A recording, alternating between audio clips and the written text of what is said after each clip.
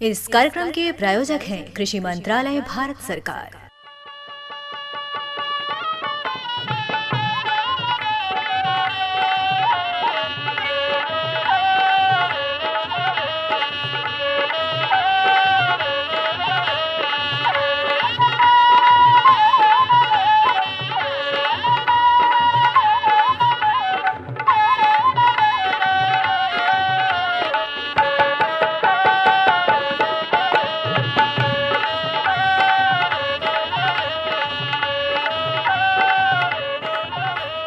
भैया बोला जय जवान जय किसान। भोला भैया, हाँ बगिल भैया, देखा बसरी बजी गईल और हम लोगन के बैठकी लागे गईल। और जब बैठकी लागेला किसान भैया लोग जुटेलन तो सबसे पहले हालचाल होखेला। हालचाल से ही पता चलेला कि कौन किसान भैया लोग इस समय का कर रहल बाटन। भैया इस समय तो जानते हन कि जौन गेहूँ वगैरह पछेती है ओकरो कटाई हो रहा है, और जितना भी जौन बाकी ओमे थ्रेसरिंग हो गई है ओके जौन बाकी ठंडवा के आदमी जौन बाकी भंडारण भी कर रहा बा। और साथ साथ जौन भी साग सब्जी इस समय होत हन उहन के तो भैया एक दिन अतरा के पानी देवे के पड़त बा हो, नहीं जल्दी सूख जाता।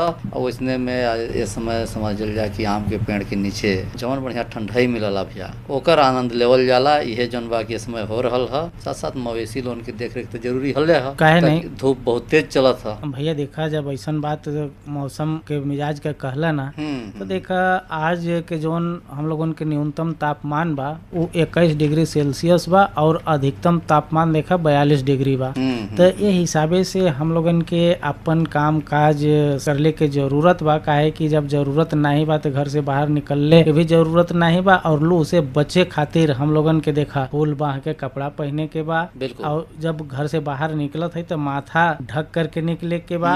और और प्यास लगले पर भैया पानी जरूर पिए के बा। और किसान के सिंगार तो भैया पगड़ी है एक कम से कम बनले रहे। और जौन बाकी प्यास वाला जौन आप बात कहत हन बहुत अच्छा है, पेट भरल रही भैया तो लू लगे के संभावना नहीं है। अब जौन अमृत हो आम ओकर पन्ना के सेवन होबे करी।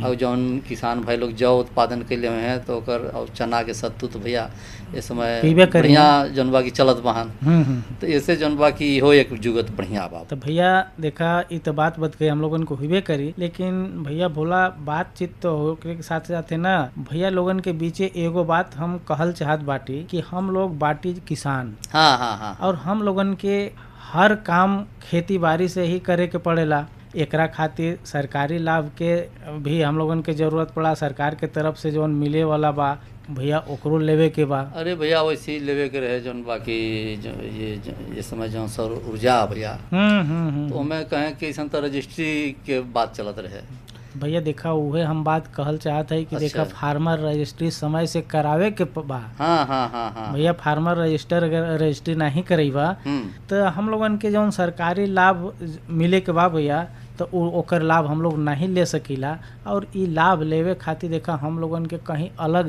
जाए के जरूरत नहीं बा। अच्छा भैया, अपन देखा गाँवे घरे में भी जौन पढ़ल लिखल हवन वो बचवा लोगन भी कर दिए या तो मोबाइल चलाते। हाँ। और वहू से नहीं तो देखा नजदीकी अपन CSC सेंटर जौन बा वहाँ से भी कर सकेलन।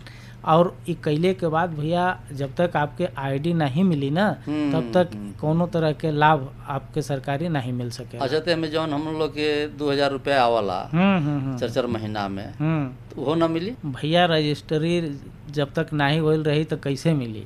तब तो भैया बड़ा जरूरी हो। और साथ साथ जौन बाकी वो बीज लेवे होला, खाद लेवे होला, चाहे तो जौन बाकी इस सौर ऊर्जा की जौन बात कल जात रहे एकर भी, चाहे तो जितना भी कृषि यंत्र आज मिलत है माने हम लोगन के सरकारी जौन अनुदान मिलत बा भैया, सहयोग जौन राशि बा ओकर हम लोग नहीं ले सकीला। तो देखा अब बात ई बा कि अब एकरा लेवे खातिर हम लोगन के काका चाहिए। तो देखा पहला काम तो आधार कार्ड चाहिए और जमीन के कागजात चाहिए, जैसे खतौनी हो गई, इंसाफ हो गई। और ओकरे साथे साथे देखा बैंक के पासबुक भी चाहिए जौन आधार से जुड़ल हो मोबाइल नंबर। हाँ भैया ई सब के हम लोगन के करौले के जरूरत बा, तबे जा करके हम लोगन के सरकारी जोन योजना बा एकर लाभ मिल सकेला। तो भैया निश्चित रूप से इतना बढ़िया आप बैठकी के माध्यम से बतौलन। और जिन जौन भी किसान भाई लोगन के नहीं होइल फार्मर रजिस्ट्री तो निश्चित रूप से ओके करा लेवे के चाहिए। और आज जौन बाकी इसने बात कही भी हम लोग शामिल के लिए हिया कि जायद में मक्का में सामयिक कृषि कार्य का कुछ हो सकला के तरीके करे के चाहिए। प्रगतिशील महिला कृषक शकुंतला मौर्य जी से अचल श्रीवास्तव जी के बातचीत हुई है, शामिल की गई है। और आज बाजार भाव भी जौन बाकी दूधी मंडी के थोक बाजार कुंतल में है। बसंत कुशवाहा भैया भेजले हवन और भैया देखा भैया के कर होई मन मनसाइन देखा बीरेलाल गुप्त भैया के होई। तो हम तो कहत है कि पहले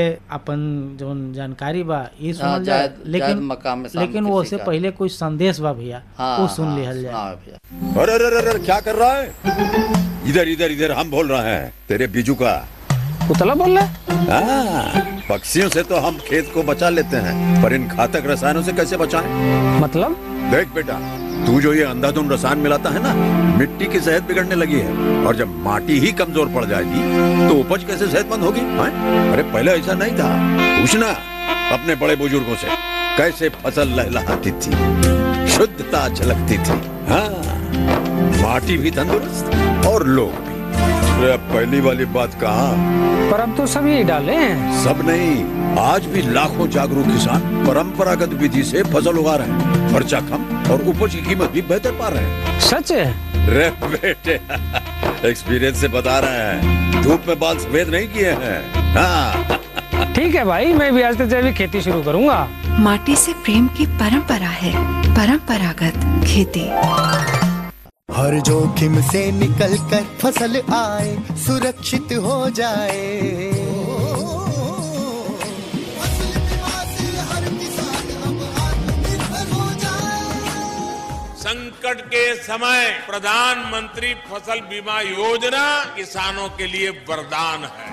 अब सूखा पड़े या बाढ़ आ जाए कोई डर नहीं, अब ओले पड़े या कीट पतंगे फसल खा जाए कोई फिक्र नहीं, क्योंकि हमने लिया है प्रधानमंत्री फसल बीमा। बुआई से फसल कटाई तक हर जोखिम का दावा, न्यूनतम प्रीमियम पर अधिकतम भुगतान का वादा। योजना से हर साल जुड़ रहे हैं 5 करोड़ से ज्यादा किसान। अब आपकी है बारी। नजदीकी कृषि कार्यालय, सहकारी समिति, बैंक शाखा, अधिकृत बीमा कंपनी या जन सेवा केंद्र में स्वेच्छा से करा सकते हैं पंजीकरण। फसल बीमा पोर्टल या फसल बीमा ऐप द्वारा भी कराया जा सकता है पंजीकरण। प्रधानमंत्री फसल बीमा योजना, आपकी फसलों का संपूर्ण सुरक्षा कवच। कृषि एवं किसान कल्याण मंत्रालय, भारत सरकार। किसान भाइयों बहनों, अपने जनपद सोनभद्र में किसान भैया लोगों के साथ साथ महिला किसान भी बहुत बढ़ चढ़ के अपन कार्य योजना बनावत हैं और खेती किसानी में सफलता भी पावत हैं। अपने उत्कृष्ट कार्य खातिर जनपद समय समय पर पुरस्कार से सम्मानित भी हो रहल बानी और ऐसे अपन जनपद का नाम भी उज्जवल करत हैं। ऐसे ही आज आकाशवाणी स्टूडियो में रावड़गंज ब्लॉक के मानपुर गांव से प्रगतिशील महिला किसान शकुंतला मौर्य जी आज उपस्थित बने। शकुंतला मौर्य जी अपने खेती किसानी के साथ साथ अपने गांव के आसपास के महिला लोगन के भी खेती किसानी का गुर सिखावत बने। आज उनसे बढ़ते तापमान में मक्का जेकर खेती का शुरुआत हो चुकल बा, अब ए मौसम में आवे वाली समस्या से कैसे सावधान रहल जा सकेला एकरे बारे में हमन जानल जाई। तो शकुंतला मौर्य जी, अपने आकाशवाणी स्टूडियो में आपका बहुत बहुत स्वागत बा। जी स्वागत। सबसे पहले तो ये बतावे कि मक्का का खेती जब आप कैलीन तो वो समय का रहल और ओकरे बदे खेती का तैयारी कैसे कैलीन आप? मक्का भैया जौने खेते में हमार बोवल है हमन बोले ही जा, तो वो खेत के तैयारी हमन पहले वो खेत में हम लोग का मटर रहल।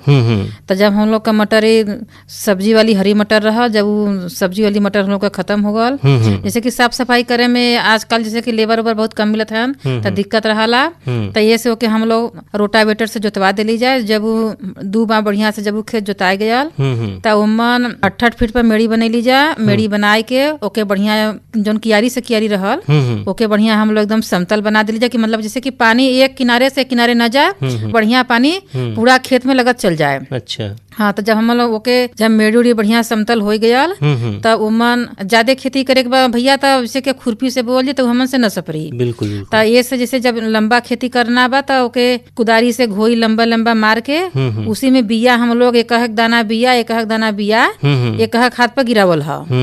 तो जब वो बिया एक हाथ पर हम लोग गिरा दिली जाए तब फिर वो बिया के मतलब दोनों तरफ से ढक गया। अच्छा। ढक गया और ढकले के बाद ओके हम लोग हाथ से ओके जैसे कि मिटा दिले, मतलब कि बीज बाहर ना लौके। जब बीज बाहर लौके लगी तो उ जमी न। अच्छा। हाँ, ये से जब बीज अंदर जाई मिट्टी में रही तब वो जमी। अच्छा। हाँ। तो ऐसने में जब आप शुरुआत कैले रहलिन तो बीज का कुछ खास जन प्रजाति बा ओकर ध्यान रखलिन? अगर प्रजाति अगर चुनलिन तो कौन प्रजाति भैया चुनलिन? प्रजाति हम लोग जैसे लगैले है जा बायर कंपनी का 9108। अच्छा अच्छा। हाँ। एकर कुछ खास महत्व बा बीज का? हाँ भैया, खास महत्व जैसे कि गर्मी के सीजन में इसमें टेम्परेचर बहुत ज्यादा है, गर्मी ज्यादा है। ऐसे तो मक्का का बीज बहुत आवत है, लेकिन इस समय जैसे कि जब ज्यादा गर्मी में बुआई करे वाला मक्का है तो इसमें यह मक्का सबसे अच्छा है। अच्छा, कैसे कि दूसरे दिन मक्का हम लोग बोते जी तो फसल भी हम लोगों का उतने दिन तक रही, लेकिन हम लोग के उम्र में बढ़िया मुनाफा न हुई और हमके फायदा न हुई। और जन हम लोग के मक्का के जौन जिससे दाना जौन पड़ला तो दूसरे यहाँ मक्का में न पड़ी। अच्छा। ये हाँ, एकरे दाने का भी कुछ विशेष? हाँ, ये एकर दाना भी है जैसे कि छोटा छोटा होला, जैसे कि और मक्का देखल जाला हाँ हाँ, और मक्का देखल जी मार्केट में तो थोड़ा बड़ा बड़ा रही, चपटा चपटा रही, वो मतलब जैसे खाए में भी अच्छा नहीं लगला। ये मक्का तो जैसे कि देसी टाइप के जैसे छोटी छोटी मक्का का बीज होला उसी तरह ही मक्का हो, स्वादिष्ट भी। हाँ, स्वादिष्ट भी लगला। एक हम लोग अगले साल भी खेती कैले रही जा 10-20 उमन हम लोग के बढ़िया फायदा भल, खाए में बहुत मीठा लगत रहल। अब बाजार में भी ये मक्का का मांग भी रहल। यही देख करके जन बा फिर से जन बा ये फसल के अपनावे के। हाँ भैया, तो यही देख करके इस समय हम लोग 1 बीघा हम लोग का मक्का लगैले है। अच्छा अच्छा। हाँ। तो 1 बीघा में लगभग कितना मक्का हो जाये? 1 बीघा में भैया इसे तो 7-8 कुंटल बीघा ही मक्का जला दाना एकर मतलब। अच्छा अच्छा। जैसे कि सुखवा के हम लोग दाना जैसे एकर मतलब बेचल जाई तो 7-8 कुंटल बीघा चल जाई। ऐसे हरा में तो बहुत आउ ज्यादा जाई। अच्छा। कहा से कि ओकर जैसे जब हरा में तैयार हुई तो ओकर डाटी, ओकर डंठल पूरा का छिलका सहित खेते में से तोड़ाला तो 1 किलो में केवल 3 ठो चढ़बे करी। अच्छा। इतना मोटा मोटा कर बाली होला ना कि एकदम से मोटा होई, अमन दाना एकदम पूरा ठस भरल रही। आ ये से हम लोग ये वाले बिया का चयन के लिए ही जा। मतलब बाजार में जब एकर मांग ज्यादा रही तो ओके पूरा मक्का सही तब दिहन, अना बाद में फिर जब सुखा जाए तो दाना भी दे सके। हाँ, दाना भी दे सकीला जब भैया, जैसे कि कोई के मांग रही कि नहीं हम लोग के दाना चाहिए तो दाना दे दो जी, ना जैसे कि हम लोग जैसे दाना के भी मांग नहीं भयल तो हमारे यहाँ भैया जैसे कि बकरी हईन, गाय हईन, भैंस हईन तो मक्का छोड़ा के ओके हम लोग जैसे कि पिसा के हम लोग अपने गाय बकरी के भैंस के भी खिला सकीला जा। ऐसे जन हम लोग मार्केट से जन हम लोग खरी चुनी या तमाम हम लोग चोकर ओकर लियावत है जा, ओकरे से अच्छा हमारी घरे के रही, शुद्ध रही, बढ़िया रही, हाँ पौष्टिक भी रही, हमरे बकरीन के गाय भैंस के फायदा भी करी। जी जी जी। तो शकुंतला जी, इस समय का मौसम तो देखते ही हैं कितना तापमान बढ़ल चल जात बा। ऐसने में देखा मतलब आदमी का शरीर तो एकदम झुलसाते बा। आप तो महिला हैं, लेकिन इसने बढ़त तापमान में जन बा मक्का के जन खेती बा इसमें कितना बड़ा बड़ा हो गइल बा? इसमें मक्का भी हमन का 1 बित्ता का होए वाला हो। तो इसने में देखभाल कैसे करे के चाहिए? इसमें में भैया देखभाल करे के चाहिए, बस एमन सावधानी ये बा कि जैसे कि मक्का का जौन खेत हम लोग का है वो खेत मतलब हमेशा हरियर रहे चाहिए, पानी से मतलब नमी हमेशा रहे के चाहिए। जितने खेत में बढ़िया नमी रही रही उतना हम लोग का मक्का अच्छा से विकास करी। और जैसे कि हम लोग 1 हफ्ता पर 10 दिन पर सुखवा के सींचल जाई तो मक्का का जोर टूट जाई। अच्छा अच्छा। हाँ, जब हाँ तो अच्छा तब हमन के तब जैसे कि तो ओकर जैसे कि बढ़ोतरी ना हुई, विकास ना हुई। तो सिंचाई का कोनो खास तरीका अपनावेलिन जिसके वजह से जन नमी बनल रहेला में? नहीं भैया, कोनो खास तरीका नहीं, बस खाली यही जैसे कि जन बोरिंग समरसेबुल हम लोग के यहाँ बा जो सिंचाई का साधन व्यवस्था बा, बस सीधे पाइप से पानी जाई पूरा खेत अपन रेंगत चल जाई। अच्छा अच्छा। तो जैसे अभी मान ला सिंचाई के बात हो गई, सिंचाई के बाद इमें कीट लगे के भी संभावना बढ़ जाला। हाँ। तो उससे बचाव करे खातिर का अपनावेलिन? कीट भैया अभी जैसे मैं ना जैसे कि मक्का में न लगी, हाँ कीट अभी मक्का में न लगे हैं। जब मक्का कम से कम 3 फीट या 2.5 फीट का जब हो जी 4 फीट का वो समय जब बाली जब ऊपर से निकले लगी, जब फूल वाला हाँ जब फूल वाला बाली जब निकले लगी तब उसी समय कीड़ा ऊपर अटैक करना। कैसे कि जौन मन से फूल निकलला, जौन मन से जीरा निकलला, जौने बाली में जैसे जौन भुआ बोलल जाला तो जब वो बैठला तो बहुत एकदम मुलायम होला। अच्छा, तो वही समय कीड़ा उमन निकली है ना, वही समय ओके अटैक करियन, खाए के सोची हन। और वो जैसे जो भी कीड़ा लगी है ना तो पूरा एकदम ओकरे सीका में लगी है, एकदम ऊपर जाके घुस जी हन। अच्छा अच्छा। हाँ। तो उससे बचाव खातिर आप कुछ विधि ओकरे बचाव खातिर भैया यह जैसे कि कीटनाशक दवाई बा, कौनो भी कीटनाशक दवाई जैसे कि छिड़का जाई ना तो उसको सब मान जाने कि ना। अच्छा अच्छा। हाँ। तो ये तो मान लो हो गई कि कीट से बचाव, अगर मतलब कीट लगे फूल के समय तो उसमें कीट से बचाव कैसे करल जा सकेला, खास तौर से तना छेदक से ज्यादा परेशानी होले। हाँ भैया, हाँ, जैसे कि तना नहीं, जैसे कि जब वही कीड़ा जौन ओस में जैसे कि ओकरे बाली में घुस जाइए सब, तो जब उहे कीड़ा पर जैसे दवाई वही हमन न छिड़कल जाई तो उहे कीड़ा वही में रह जाइए, तो जब ओकर बाली तैयार होई, दाना तैयार होई, तो फिर उमन लग जाइए सब, तना में लग जाइए ओकरे, तब ओके कितनो दवाई छिड़का हाली तो मरबे नहीं करतन। और जैसे कि जन मक्का का जन बाल रहला ओके सब खा के ना एकदम सब अंदर अंदर सब बेकार कर दिया, सब कीड़ा पर जाला, नुकसान पहुंचे। हाँ, नुकसान कर दे सब।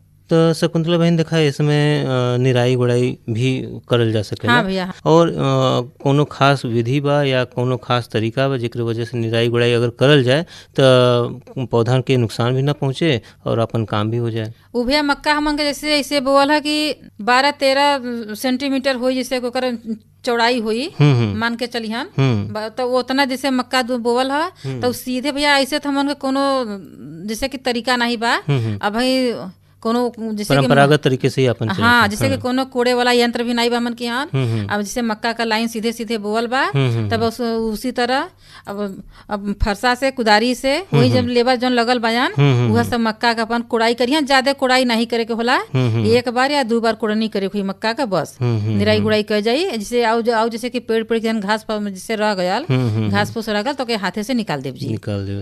तो शकुंतला जी देखें इस समय आप मक्का का तो खेती करते हैं, साथ ही साथ और भी हरे पत्तीदार या हरे सब्जियों का खेती आप कैले हैं अपने खेते में? हाँ भैया, इसमें हमारे यहाँ तो फूल गोभी बा, पत्ता गोभी बा, टमाटर बा, भिंडी बा, नेनुआ, करेला, मतलब खाए पिए पर के हमारे यहाँ सब सब्जी बा।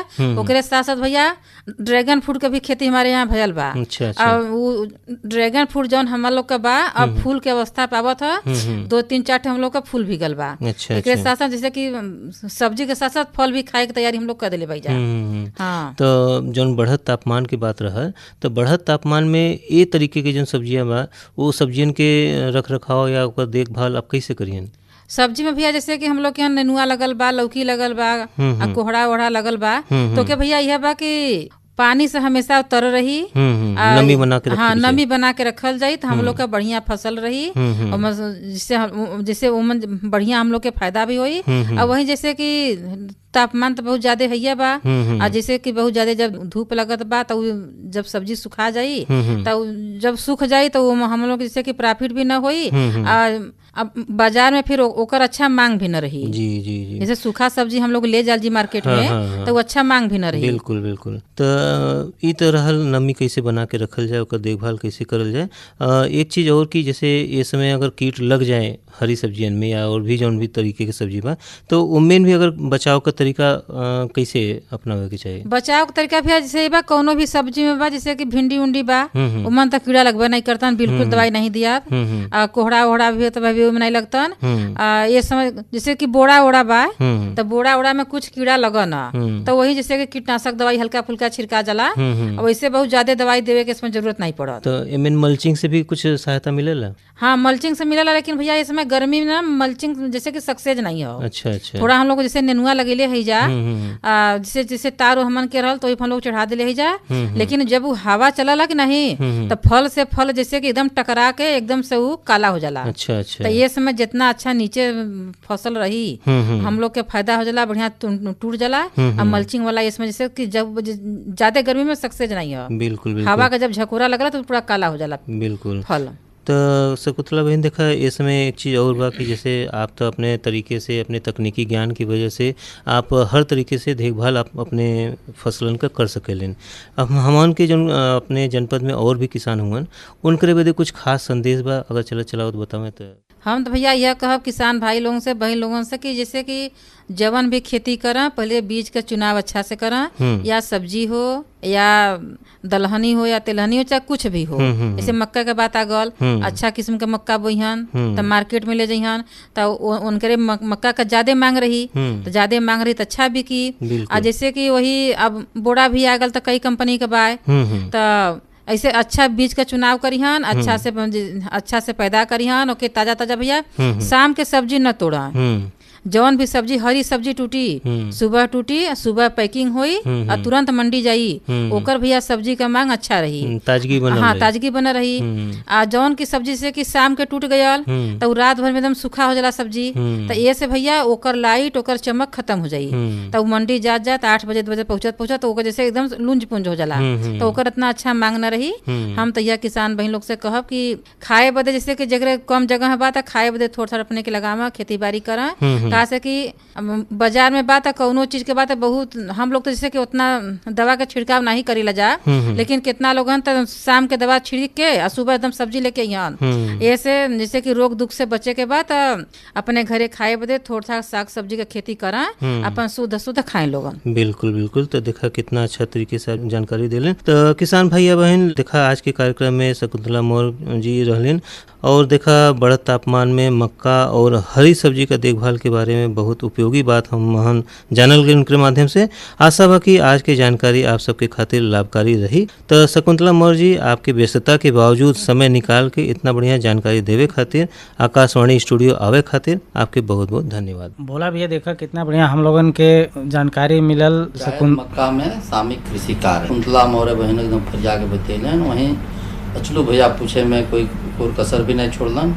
लेकिन सबसे महत्वपूर्ण जौन बा कि गर्मी के मौसम में जो साग सब्जियन की देखभाल की बात है, वास्तव में सब्जी जौन बा कि प्रतिदिन मंडी पहुंचा करके और कुछ न कुछ पैसा देला हम लोगन के, एकर देख रेख करब और अच्छा उत्पादन करब हम लोग के बहुत उत्साह के साथ करे के भी चाहिए। आज बाजार भाव भी आपके हाथ में पाती लगल दिखात बहन, कहाँ के हो भैया? भैया देखा ये दूधी मंडी के थोक बाजार भाव बा कुंतल में जौन के बसंत कुशवाहा भैया भेजले हुआ। अच्छा बाँचे भैया। हाँ तो भैया देखा आलू 1000 से 1200 रुपया कुंतल, और बैगन देखा 2200 से 2500 रुपया, टमाटर 1200 से 1500, मूली 1500 से 1800, अदरक 4500 से 5000, चुकंदर 1200 से 1500, ककड़ी 800 से 1000, खीरा 800 से 1000, कटहल 1200 से 1500 कुंतल में बा भैया। अच्छा भैया। विंस देखा 1500 से 2000, घोड़ा 1200 से 1500, हरा धनिया 7000 से 8000, हरा मिर्च 3000 से 3500, अच्छा। गाजर देखा 2000 से 2500 बा, पालक 1200 से 1500, और चौराई साग हरा वाला ये देखा 1200 से 1500 बा, और लाल चौराई साग ये 1500 से 2000, लौकी हाँ लौकी 800 से 1000, नेनुआ 1200 से 1500, करेला 2000 से 2500, परवर 3000 से 3500, और कच्चा पपीता 1000 से 1200, और कच्चा केला भैया 1200 से 1500, और फूल गोभी देखा 1500 से 2000, और पत्ता गोभी 1200 से 1300, और गांठ गोभी देखा 1800 से 2000 बा, और शिमला मिर्च 3500 से 4000, अच्छा, और कोहड़ी 700 से 800, भिंडी 1500 से 2000, लहसुन 4500 से 5000, और नींबू देखा 200 से 300 रुपया प्रति सैकड़ा। बड़ा लम्हर चिट्ठी भेजले रहन बसंत कुमार कुशवाहा भैया, बहुत बहुत धन्यवाद हो। लेकिन एक मन मनसान करावल जाए भैया। तो भैया बीरेलाल गुप्त भैया के एक किसानी गीत बा, ऐसे भैया के धन्यवाद दिहल जाए। किसानी कर बना हो, किसानी कर बना बन अब हम हो किसनवा, हम किसानी कर बना बन हम हो अब किसनवा, हम किसानी कर बना। किसानी बन बना हो, किसानी कर बना हो, किसानी कर बना बन हम अब किसनवा, हम किसानी बन हम अब किसनवा, हम किसानी कर बना।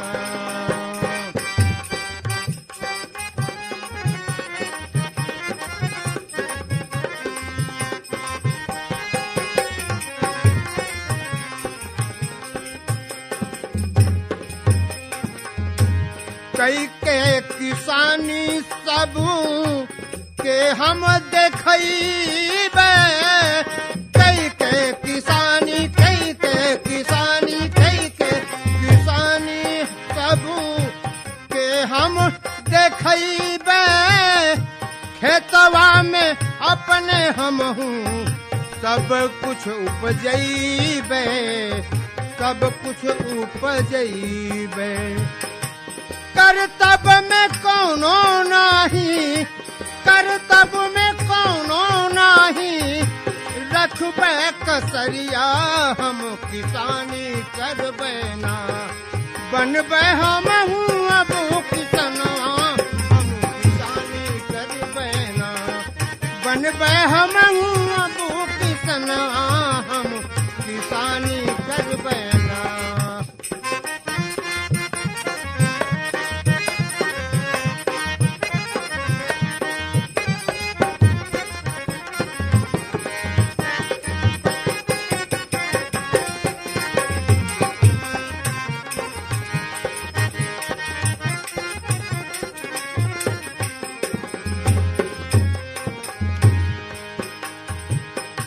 धरती धर्मवा के हमारी मयरिया, धरती धर्मवा, धरती धर्मवा, धरती धर्मवा के हमारी मयरिया।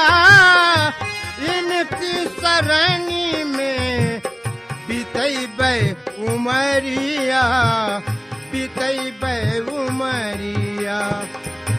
नहीं आसने ही आसे, नहीं आसने ही आसे, सिचबे सिवनिया हम किसानी बनबे ना। करबे हम अब किसानी, हम किसानी बनबे ना। करबे हम अब किसनिया, अब किसानी बनबे ना।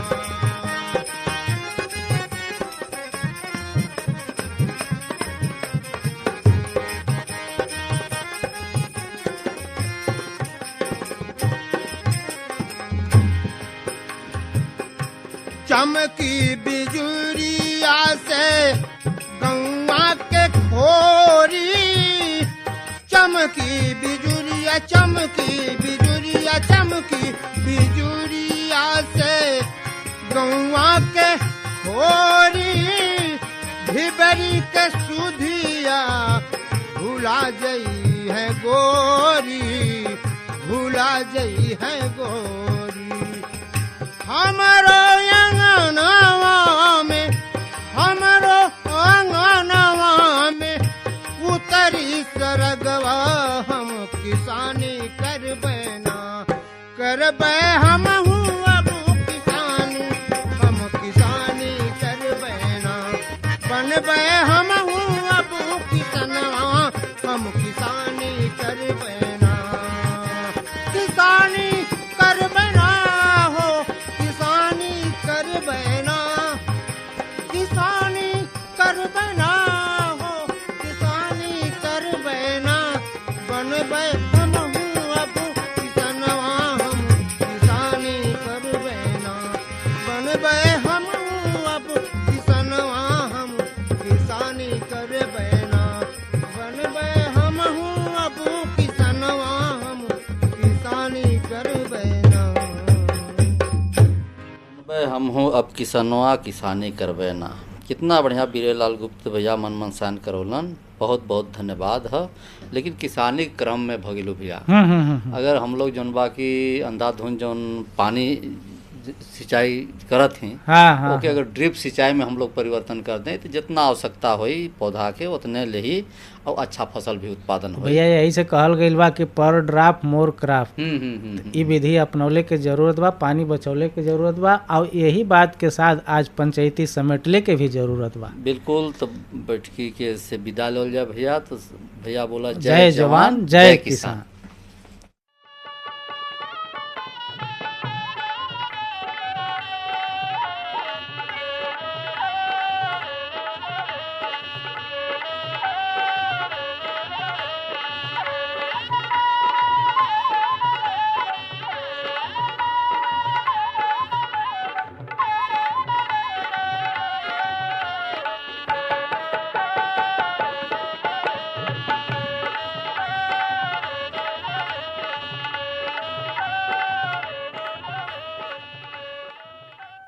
इस कार्यक्रम के प्रायोजक थे कृषि मंत्रालय भारत सरकार।